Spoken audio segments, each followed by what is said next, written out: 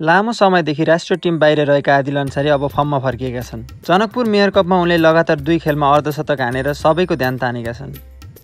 हिजो भारतको एक घरेलु टिम विरुद्ध उनले 43 बलमा 80 रन बनाएका थिए अनि आजको खेलमा 21 बलमै अर्धशतक, जसमा 4 वटा चौका र 3 वटा शानदार छक्का प्रहार गरेका थिए। यस्तो ब्याटिङ देखाउँदा लाग्छ यदि आदिलले यस्तै प्रदर्शन जारी राखे भने नेपालले लामो समयदेखि भोगिरहेको फिनिसिङको समस्या समाधान हुन सक्छ। भारतका घरेलु टिममा राम्रो प्रदर्शन गर्दै आएका आदिलप्रति नेपाली दर्शकहरूमा उत्साह थियो। अब नेपालकै घरेलु प्रतियोगितामा कस्तो खेल देखाउलान् त? पहिलो दिन रन बनाउन नसके पनि दोस्रो र तेस्रो दिन लगातार अर्धशतक हानेर उनले जवाफ दिइसकेका छन्। यो जोस, यो मेहनत साना टिमहरूसँग भए पनि उनले फेरि एकपटक चिनाएका छन्। म अझै पनि राष्ट्रिय टिमका लागि तयार छु। आशा गरौँ आदिल अन्सारीको यो शानदार फर्म निरन्तर चलिरहोस् र चाँडै नेपाली टिममा उनलाई फेरि एकपटक देख्न पाइयोस्।